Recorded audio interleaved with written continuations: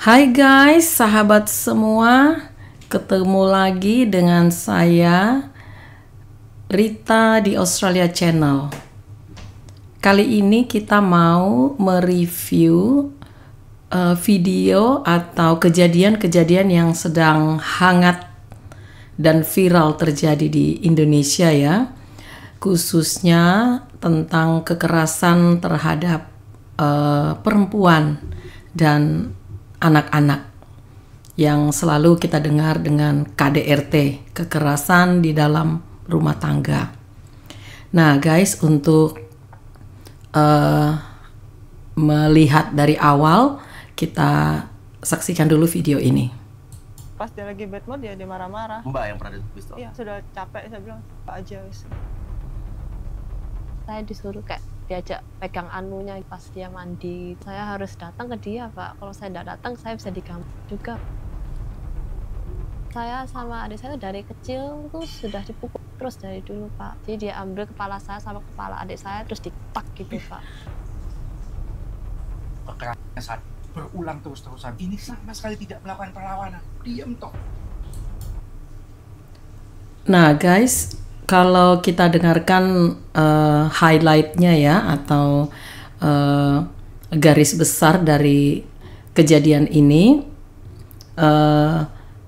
di mana Ibu Shirley ini adalah istri dari atau korban, dan suaminya itu bernama Moses Henry. Dan ternyata kejadian ini bukan baru terjadi sekali dua kali ya, namun sudah bertahun-tahun. Kalau menurut keterangan malah sudah 20 tahun. Bahkan ternyata bukan hanya terhadap Ibu Shirley, tetapi juga terhadap anak-anak mereka. Saya rasa ini sangat sadis ya. Kepala rumah tangga kan seharusnya melindungi, menjaga, membuat keluarga itu nyaman gitu ya. Namun kejadian justru sebaliknya. Yuk kita lanjut lagi. Mana ada seorang istri meras suami? ATM-nya dia memang kamu pegang nggak? Enggak, dia yang pegang. Gimana caranya nguras ATM? Mbak takut nggak masuk penjara? Kalaupun saya harus masuk, biar dia masuk, saya berani. Kenapa kok begini sama saya? Saya salah apa? Saya nggak pantas diperlakukan seperti ini. Tapi ingin hidup normal dengan anak-anak itu aja. Normal aja sudah cukup.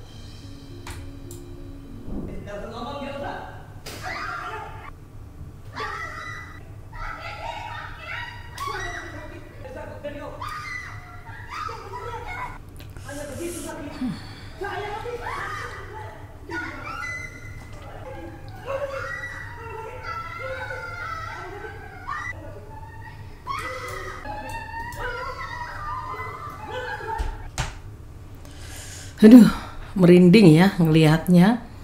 Ternyata sangat tidak manusiawi ya, memperlakukan anak dan istrinya dengan physical abuse. Pastinya ini bukan hanya physical abuse, tapi menjadi mental abuse juga ya untuk keluarga ini, karena anak-anak melihat langsung kejadian yang terjadi di depan mata mereka tanpa ada sensor ya. Dan kalau tadi kita dengar pernyataan Ibu Shirley bahwa dia sudah tidak takut masuk penjara, itu artinya dia sudah melewati batas kemampuannya ya. Dan ternyata juga di dalamnya ada hal-hal yang sangat tidak nyaman untuk dibahas ya. Ada semacam unsur-unsur pornografi ya, seperti itu ya. Tetapi mari kita melihat kasus ini dengan cara yang sedikit bijaksana, agar menjadi pelajaran buat kita semua, anak-anak kita, dan untuk ke depan tentunya.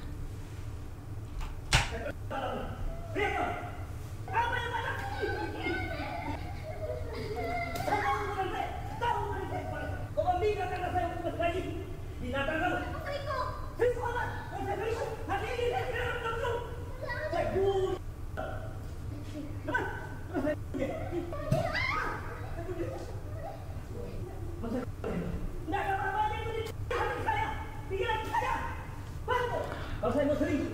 Tidak ada anak ini. Tidak ada. Kamu bantu. Buka mulut kau. Buka mulut kau. Buka mulut kau. Hanya kalian kamu. Betul saja. Kau lihat saya. Kalau saya selingkuh, tidak akan saya bersama kamu. Kita harus sedikit-sedikit break ya untuk melihat kejadian ini dengan tenang, agar kita bisa tenang. Saya juga rasanya sulit untuk tenang melihat keadaan ini. Kalau kita perhatikan tadi ya, penganiayaan ini dilakukan bukan hanya dengan tangan, tetapi juga dengan alat bantu besi, ya, atau seperti mungkin itu balok, tapi dalam bentuk yang besi gitu ya, yang dipakai untuk memukul Ibu Shirley. Dan terlihat di video tadi bahwa anak-anak sangat ketakutan dan tidak berani untuk membantu, karena ternyata ketika mereka mencoba untuk melerai, anak-anak juga ikut merasakan pukulan atau emosi dari bapak ini, bisa juga mereka ditumpahkan kepada anak-anaknya.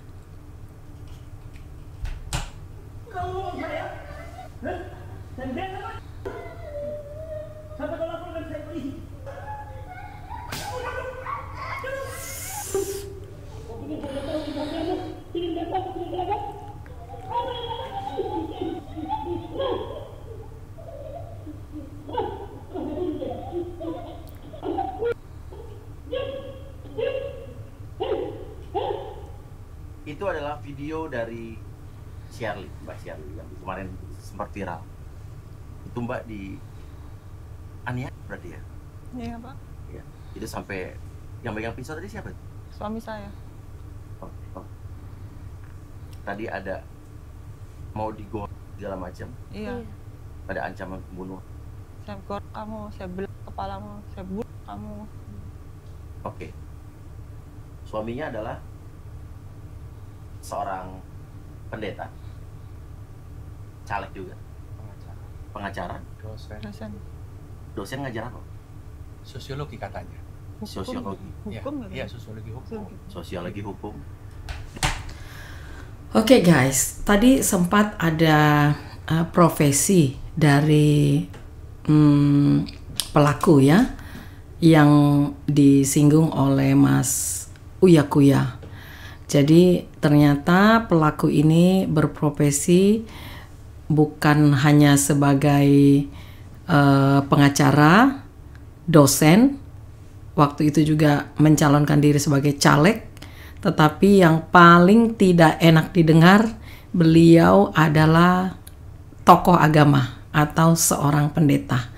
Nah, ini mungkin perlu sedikit kita angkat ke permukaan, bahwa tentunya ini oknum ya guys, ini oknum, sekali lagi digarisbawahi, itu pribadi, itu oknum ya. Kita tidak boleh menyamaratakan atau pukul rata gitu bahwa oh dia pendeta atau oh mungkin dia tokoh agama tertentu ya. Tapi mari kita melihat peristiwa ini dengan jelas bahwa pelakunya ini tentunya oknum ya. Adapun beliau berstatus sebagai pendeta tentunya itu berbeda cerita ya. Ya kita bisa maklum lah, artinya kita bisa melihat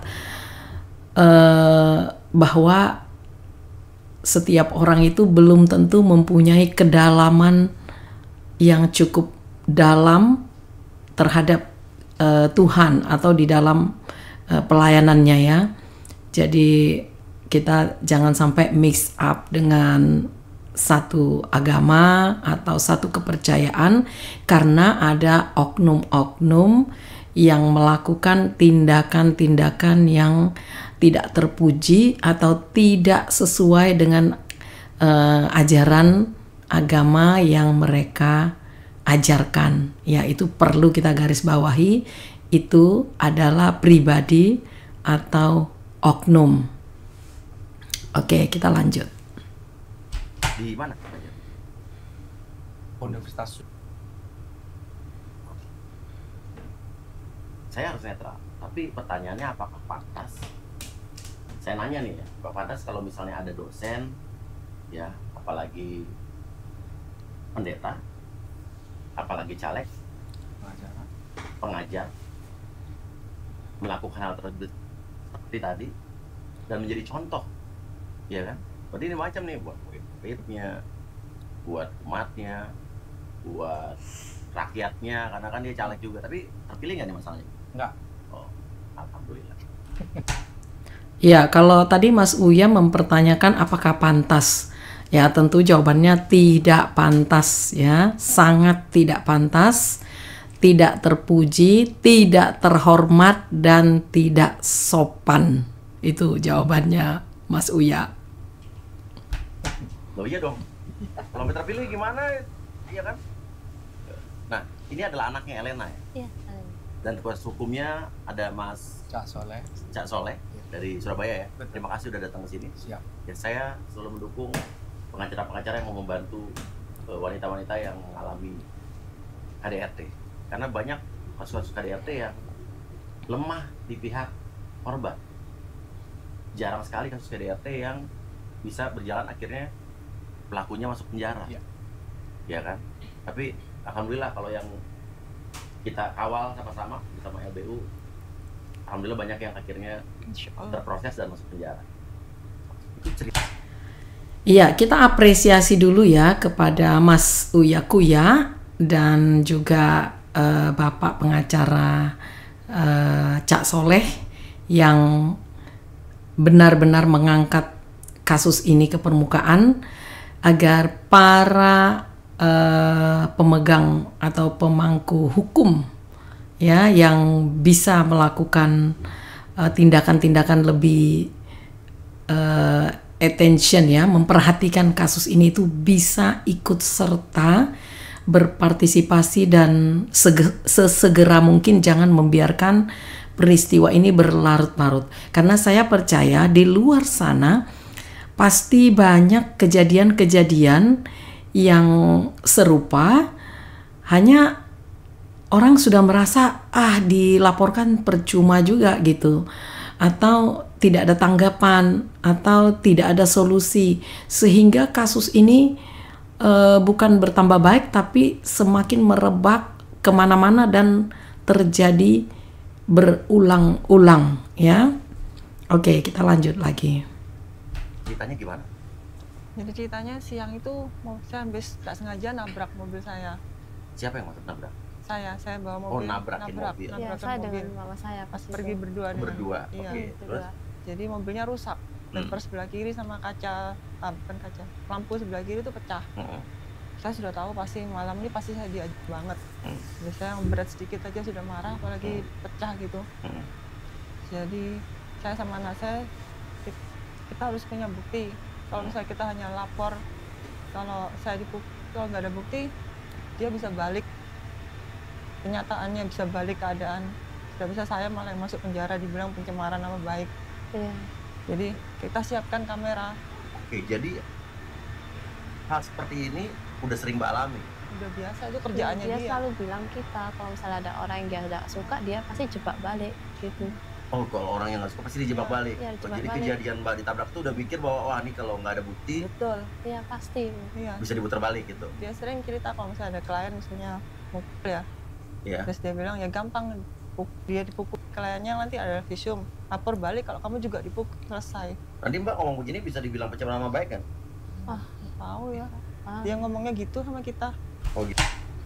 Iya.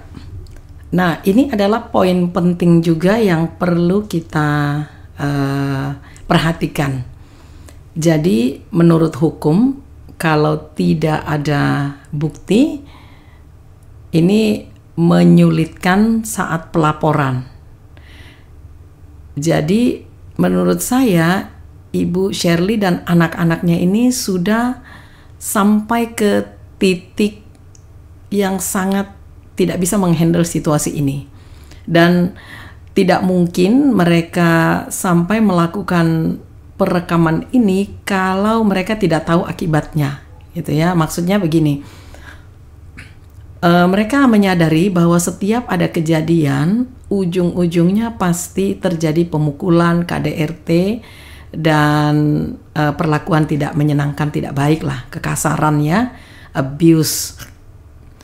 Jadi kali ini mereka harus melakukan sesuatu. Nah, itulah akhirnya disetting atau direkam ya untuk dijadikan barang bukti. Nah, kalau kita belajar dari setiap peristiwa, biasanya ketika orang sudah sampai di titik terendah, maka memang orang itu akan berusaha mencari faktor pendukung, ya, artinya bukti. Nah, jadi ini pelajaran buat teman-teman di luar sana, memang harus berani untuk speak up, harus berani untuk buka mulut, ya. Dan dilengkapi dengan bukti, atau di bukti inilah bisa dilihat bahwa kejadian itu memang nyata, bukan hanya dibicarakan, bukan hanya di karang-karang sendiri gitu, tetapi itu fakta. Nah, makanya hasil video yang mereka setting ini gila banget sih guys ya. Anak dan mama sampai bekerja sama, itu artinya ini udah di ambang batas yang luar biasa banget gitu. Ya nggak main-main, 20 tahun guys. Ya 20 tahun, bukan waktu yang singkat ya, mengalami peristiwa ini. Dan ya kalau kita lihat, sebenarnya ini kalau bukan keajaiban, mungkin mereka-mereka ini juga sudah cacat, atau mungkin yang paling tidak baik adalah meninggal ya, karena penganiayaan itu tidak terjadi 1 kali 2 kali saja, 20 tahun dengan peristiwa-peristiwa yang kadang-kadang harusnya tidak sampai begitu ya. Seperti yang kita dengarkan tadi, kendaraan Ibu Shirley itu tersenggol gitu, sehingga ada ya sedikit kerusakan atau mungkin lecet atau apa. Tapi sebenarnya itu kan itu wajar saja ya, bisa saja terjadi kepada siapa saja, di kapan saja, di mana saja, dibanding melakukan hal-hal seperti ini kan ya itu bisa dibicarakan dengan baik menurut saya begitu ya. Dan ya yang bersyukur harusnya kan, oh syukurlah kalian selamat, tidak sampai terjadi hal-hal yang tidak diinginkan, misalnya nabrak orang sampai meninggal, atau kalian yang ketabrak dan ya terjadi hal-hal yang tidak enak begitu ya untuk disebutkan. Tapi justru reaksinya sangat berbeda ya. Oke, lanjut lagi. Iya, oke. Oke, pertanyaannya, Mbak siapkan kamera. Iya, kita siapkan kamera, Oke. handphone. Oke, terus? Terus waktu itu malam dia datang jam 2. Datang jam 2, terus saya ngomong, dia turun dari mobil, kita ngomong, itu tidak sengaja mobilnya tadi saya tabrakin, maaf, saya bilang. Pertama dia hanya marah-marah verbal waktu masih di teras depan rumah. Di situ masuk ke dalam, dia ngomel-ngomel, saya ini masih butuh banyak uang, mana belum untuk gigimu, kan gigi saya ada patah, dia mau pasang lagi. Terus Terus bilang, saya ngomong, cewek sial kamu gitu kan sih. iya, Lu dibilang cewek sial. iya bawa sial, dia bilang. Terus saya bilang, ya udah nggak usah kalau gitu gigi saya. Langsung Dipuk. iya, langsung yang di video itu. Yang terjadi di video itu. Iya. Mbak Elin ini Ya. gimana menyaksikan itu? Nggak bisa ngapa-ngapain apa? Jujur aja, saya sama adik saya tuh takut banget Pak. Jadi Takut sama bapak ya? iya, saya sama adik saya tuh dari kecil tuh sudah dipukul terus dari dulu Pak. Kalau misalnya dari dulu saya kecil, saya bantu mama atau mungkin kayak teriak mama gitu, saya dipukul juga. Apa hal-hal kecil yang membuat anak-anaknya dipukul itu apa? Apa ini? Kita nggak ada, buat kita nggak ada alasan, tapi dia buat Pak. Kalau misalnya kalau saya sebagai anak kecil kan biasa kan mungkin kayak rewel atau apa, atau mungkin kayak berisik gitu ya Pak. Itu kita langsung sudah dihajar Pak. karena mengganggu apa ya, ketenangannya dia, Pak. Nah, coba teman-teman renungkan, di mana-mana yang namanya anak kecil, ya memang seperti itu kelakuannya gitu kan, bermain-main, berlari-lari, ya. Kita itu mengadakan pengawasan agar mereka tidak jatuh misalnya, atau tidak memegang benda-benda yang berbahaya, pisau atau misalnya listrik ya, api misalnya ke kompor dan sebagainya.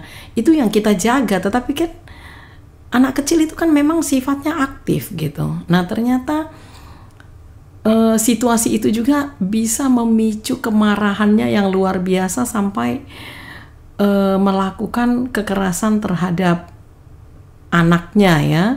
Dan seperti yang kita dengarkan di highlight tadi itu ya, anak-anak ini dibenturkan kepalanya gitu kan. Anaknya ada 2 ya, yang satu yang bersama mamahnya ini, dan yang satunya lagi cowok itu adiknya. Itu bisa loh dia melakukan begitu tuh. Oh ini orang nih kejam banget gitu ya. Inilah benar tugas anggota DPR RI yang berikutnya adalah bagaimana memikirkan undang-undang atau penerapan undang-undang terhadap hal-hal seperti ini, supaya orang tua yang melakukan kekerasan, bukannya istri saja, terhadap anak bisa diproses dan dilaporkan. Di Amerika anak cuma disabut doang, dia bisa nelfon 911, polisi datang. Benar, itu sama kejadian di Australia, Mas Uya. Di Australia perempuan dan anak-anak itu sangat dilindungi, ya. Jadi buat ibu-ibu sangat berhati-hati kalau anaknya ke sekolah, dilihat oleh gurunya ada memar atau ada bekas luka, itu pasti gurunya kepoin. Nah, namanya anak-anak itu mereka tidak bisa berbohong ya. Dia akan menceritakan misalnya, oh tadi dipukul mama saya, atau oh tadi saya jatuh, atau tadi dibenturkan papa saya misalnya. Itu saudara akan berhadapan dengan hukum dan penjara. Itu di Australia juga seperti itu. Ya, dan sama juga buat KDRT ya, artinya kekerasan terhadap wanita, terhadap istri. Kita tidak bisa main hakim sendiri ya. Jadi hukum sangat ketat. Dan saya setuju tadi Mas Uya, kayaknya perlu di DPR memperbaiki sistem ya, agar sistem ini turun dan menjadi rules atau menjadi peraturan yang tidak boleh disepelekan. Karena kekerasan ini kan ujung-ujungnya bisa meregang nyawa kalau hanya dibiarkan terjadi begitu saja, dianggap itu biasa dalam rumah tangga, berkelahi atau pukul memukul. Wow, kita nggak bisa seperti ya. Dunia sudah berubah dan sesuatu yang sangat tidak kita inginkan, kematian bisa terjadi karena kita membiarkan hal-hal yang fatal terus terjadi berulang-ulang. Kenapa di Indonesia banyak hal seperti ini? Karena memang ya bukan sistem hukumnya kali, bukan undang-undangnya, penerapannya. Ya yang udah damai aja gitu kan. Ya, buktinya tanggal 9 lapor, sampai akhirnya belum ditahan. Padahal buktinya udah sekuat itu. Iya, malah dia lapor balik, Pak. Buktinya ini Sudah video sekuat itu sadis. sudah viral itu. Penyiksaannya itu sadis. Oke. Pakai pipa besi, Iya. bawa pisau. Iya. Udah. Itu kan apa? Oke, kita putar lagi sekali lagi cuplikan. Tidak kan? Saya bersama kamu. Kamu ngomong saya? Hah? Dan dia apa? Sampai kau laporkan saya polisi.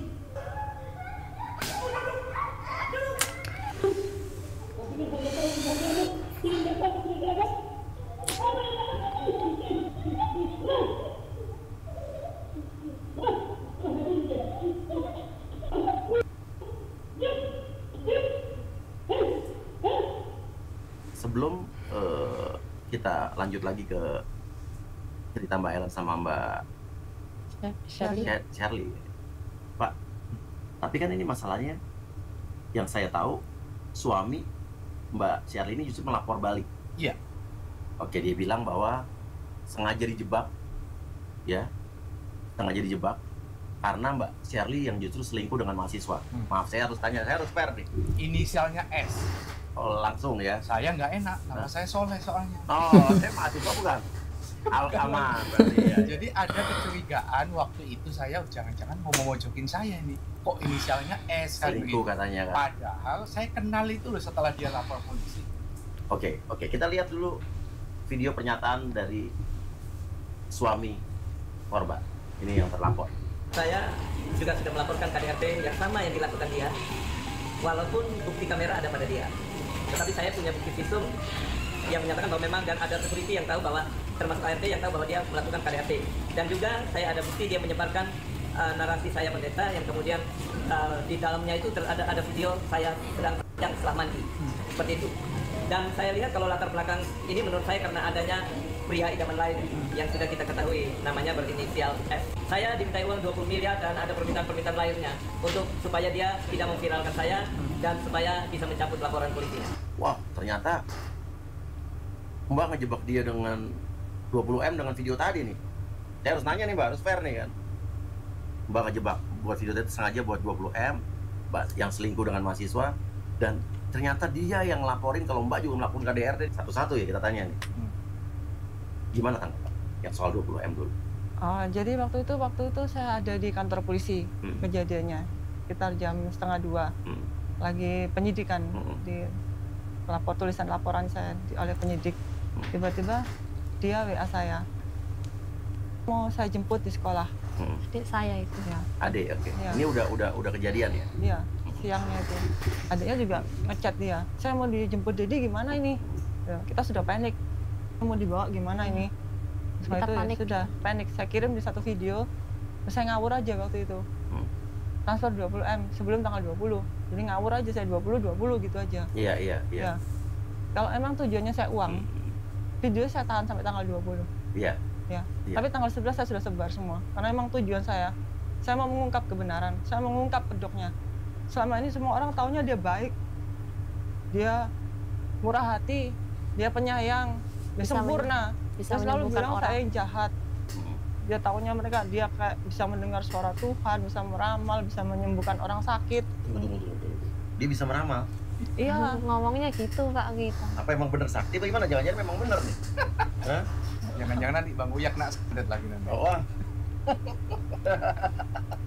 Tapi jujur saja ya, saya banyak mengawal kasus seperti ini. Saya juga banyak dimusuhi oleh orang-orang ya kan. Tapi ya saya percaya yang musuhin saya berarti oknum, ya kan. Kalau orang-orang baik nggak akan musuhin saya. Kita kan tujuannya membantu orang. Iya. Dan kasus-kasus seperti ini guys, jujur aja ya. Misalnya Uya cari viral. Iya guys, jadi saya sangat lagi-lagi ya bersyukur dan benar-benar jempol banget nih di cara Mas Uya mengangkat kasus ini ke permukaan.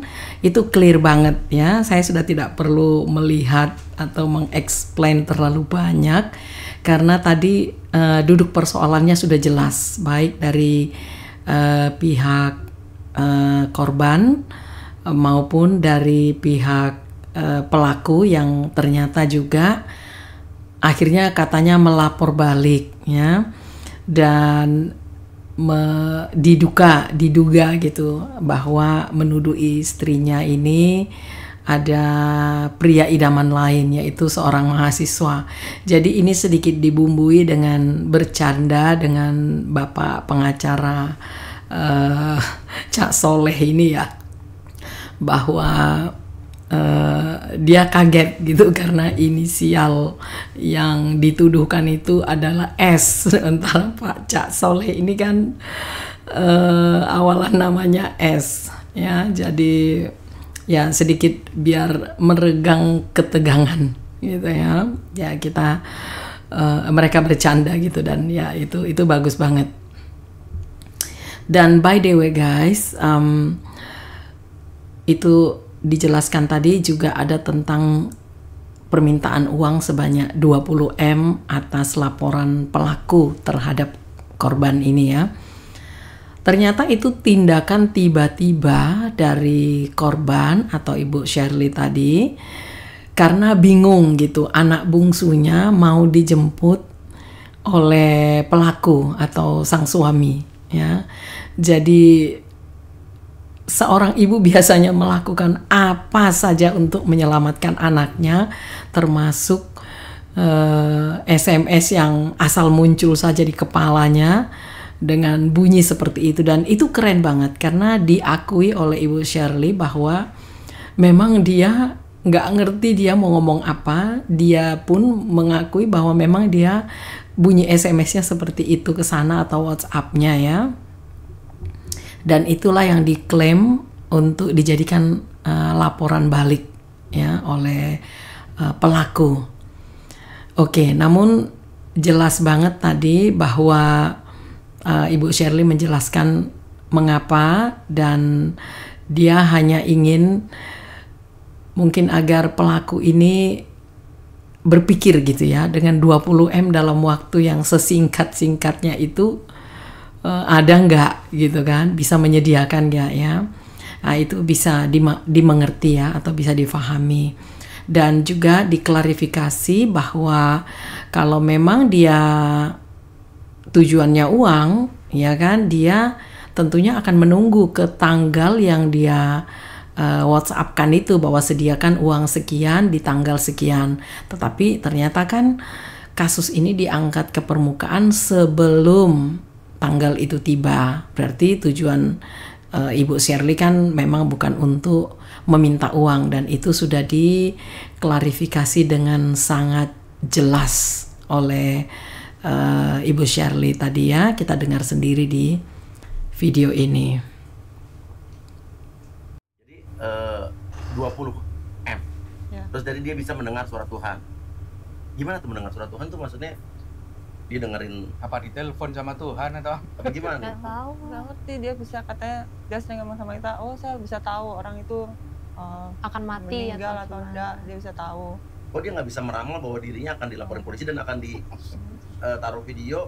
Jadi kan kalau dia bisa ngeramal kan dia nggak akan marah-marah nih, harus baik-baiknya ada video Dia nih. benar-benar nggak nyangka bahwa saya akan berani melakukan ini. Berarti dia tidak bisa meramal nasibnya Ya, sendiri dong ya. Selama 20 tahun saya kan diam aja, saya takut sama dia. Oke, lanjut.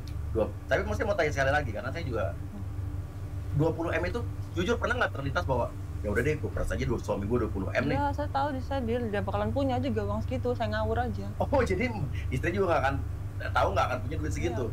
Dan Bang walaupun, Uya. walaupun punya nggak kita kasih kita. Nggak akan dikasih, oke. Bang Uya, kalau itu Ya udah, punya, Cak, punya duit, saya baru kenal sama mereka. Tadi ini baru cerita, kalau ini cewek baru kali ini naik pesawat. Wah, ini tuh Mbak kabarnya baru sekali naik suaminya pesawat? kan. Iya, nggak pernah. Nggak pernah. Baru kali ini naik pesawat. Iya, iya. Gimana dia punya duit banyak kan? Oke. Itu yang 20M. Jadi cuman ceritanya asal nyeplosnya Iya. karena tadi anaknya yang mau Iya. jemput, Iya. takut Iya. dibawa. Itu juga kan akhirnya berhasil dijemput di sekolah, dijemput paksa, dibawa pulang ke rumah. Terus aku tuh mau diajak pergi. Dia ngechat sama ini, saya ngomong, bilang kalau diajak Dedi pergi jangan mau pokoknya. Apapun caranya pokoknya jangan mau. Iya. Terus kan pertama dibujuk, ayo ikut makan, nggak mau. Diantar mau diantar ke Mau sekolah diantar lagi. ke sekolah lagi yuk, nggak mau. Terus akhirnya dia sudah jengkel, ditarik, ayo ikut, bilang nggak mau. Langsung kepalanya ditunduk, terus perutnya diju 2 kali, terus tendang sampai jatuh. Enggak Kayak baju dipukul apa backnya. lehernya kan. Lehernya juga sampai muntah 2 kali. Umur berapa anak? 16. Ada mbaknya jatuh tuh nimpa mbaknya. Sayang nggak ada rekamannya lagi ya Ada Nggak saya ada, di teras. di teras ya. Di teras. Oke guys, jadi pada akhirnya ternyata anak yang bungsu tetap dijemput oleh pelaku ya, tetap dipaksa untuk dijemput di sekolah, dan akhirnya ujung-ujungnya ya mendapat kekerasan karena berusaha untuk tidak mau gitu. Ya anyway guys, ini benar-benar kasus yang sangat tidak manusiawi ya sekali lagi, dan sangat tidak layak untuk dicontoh. Namun terkadang kita perlu mengangkat ini ke permukaan. Saran saya kepada teman-teman semua, kalau kamu di luar sana mengalami peristiwa-peristiwa seperti ini, ya mungkin cepat dikomunikasikan kepada keluarga ya, karena ini harus segera diatasi, harus segera ditindaklanjuti atau diselesaikan ya. Ya memang sih ada juga beberapa kasus yang ya sudah turun tangan dari pihak keluarga atau pemerintah setempat, tetapi tetap aja tidak bisa selesai atau berujung, artinya kasusnya tidak berujung begitu, terjadi lagi dan lagi. Nah, namun peristiwa Ibu Shirley yang kita perhatikan tadi, dia katakan dia itu selama ini sangat takut dan diam selama kurang lebih 20 tahun ya. Di video-video yang lain kita mendengar pernyataan Bu Shirley bahwa itu sejak anaknya masih kecil sudah melihat perlakuan-perlakuan ini ya. Jadi ada pepatah yang mengatakan diam itu emas, tetapi tidak semua peristiwa kita harus diam. Ada hal-hal di mana kita juga harus belajar buka mulut atau menceritakan apa yang terjadi atau yang sebenarnya terjadi, yang kita alami secara real di dalam kehidupan kita ya. Karena di dalam rumah kita itu kan hanya ada kita dan anak-anak, dan ya mungkin beberapa orang punya ART ya, tetapi tidak semua orang membicarakan ini. Artinya khususnya di Indonesia itu dianggap tabu mungkin ya. Tapi dari peristiwa ini kita belajar bahwa ini bisa berakibat sangat fatal. Bukan hanya kematian tentunya, tadi seperti yang sudah kita singgung ya, tetapi teman-teman bisa mengalami mental ya, gangguan kejiwaan ya, depresi. Nah, bukan hanya itu berakibat juga ke anak-anak yang menyaksikan peristiwa ini. Mereka akan tumbuh di dalam satu pertumbuhan yang rasa ketakutan, tidak percaya, bahkan beberapa orang sampai memutuskan untuk tidak berani menikah. Ya, beberapa anak untuk tidak menikah karena dia melihat bahwa ternyata pernikahan itu tidak baik. Ya, pernikahan itu atau suami itu kejam, atau mungkin apa ya, ada perlakuan yang membekas lah di dalam hati mereka untuk melanjutkan hidupnya itu dengan trauma yang sangat mendalam ya, dan tentu kita tidak ingin itu terjadi. Anyway guys, bersyukur di video yang lain juga sudah saya lihat bahwa akhirnya pelaku atau Bapak Moses Henry ini akhirnya sudah dijemput paksa oleh pihak yang berwajib. Ya, kalau sudah dijemput paksa artinya dilakukan penahanan ya. Nah, jadi teman-teman, kita kawal bersama-sama terus peristiwa ini, dan poinnya di sini bahwa jangan sampai kejadian ini terulang kembali, bahkan terus meluas ya, karena pasti di luar sana banyak orang-orang yang hanya tidak mau buka mulut karena merasa ini aib ya, ini malu gitu, kalau diceritakan malu gitu.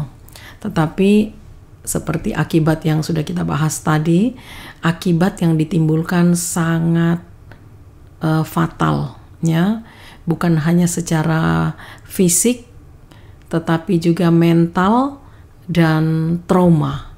Saudara tahu nggak, kalau kita trauma dengan sesuatu itu, sekalipun kejadiannya sudah terjadi sekian tahun yang silam, tetapi di kejadian-kejadian kehidupan kita secara mendadak ya. Saya kasih contoh yang paling gampang. Misalnya saudara pernah naik kendaraan atau naik motor atau naik mobil gitu ya, terus kamu ditabrak gitu. Nah, beberapa orang mengalami trauma ini dengan sangat mengerikan sampai akhirnya tidak berani lagi naik kendaraan, atau tidak berani lagi nyetir, atau tidak berani lagi untuk tidak ada rasa kepercayaan diri lagi gitu untuk mengendarai sebuah kendaraan, ya. Atau dia melihat ada kejadian yang serupa, itu dia sudah langsung keringat dingin dan menggetar, dan kemungkinan besar bisa pingsan juga ya, saking itu membekas ya. Jadi trauma itu peristiwa masa lalu yang membekas gitu, dan tidak gampang memulihkannya ya. Orang yang sudah mengalami trauma itu harus ditangani secara khusus. Dan ya ada beberapa mujizat, kita percaya bahwa mujizat itu masih ada.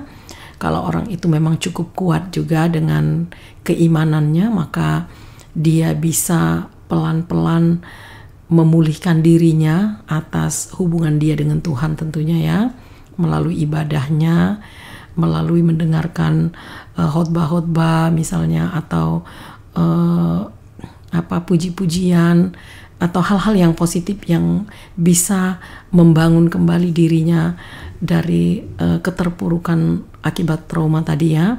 Tetapi tidak semua orang bisa seperti itu, dan akibat yang ditimbulkan tadi yang saya katakan cukup panjang, apalagi dialami oleh anak-anak ya yang menyaksikan secara langsung, itu sangat tidak mudah. Oleh sebab itu teman-teman semua, mari kita terus belajar untuk membicarakan hal yang benar, yang baik ya. Jangan sampai peristiwa-peristiwa seperti ini kita biarkan berlarut-larut dan berakibat yang tidak kita inginkan ya. Kesimpulannya tadi bahwa apabila ada teman-teman yang mengalami ini, cepat dibicarakan kepada keluarga ya, orang-orang terdekat kita ya, yang masih punya, pasti kita punya keluarga lah ya, keluarga terdekat, orang tua kita, saudara-saudara kita ya, orang-orang yang kita percaya bahwa ada peristiwa yang kita alami, agar ini diselesaikan atau dibicarakan apa yang menjadi jalan keluar, apa penyebabnya, dan tentunya keluarga akan bertindak secara kekeluargaan ya, membicarakan kedua belah pihak. Nah, lalu apabila memang tidak ada solusi dan kejadian ini terus berulang, nah mungkin ini perlu dilakukan tindakan yang lebih lagi, yaitu melaporkan ke pihak yang berwajib ya. Jadi teman-teman, sekali lagi terima kasih. Kali ini video review kita kiranya boleh menjadi motivasi ya buat kita untuk berani berkata benar dan speak up gitu ya.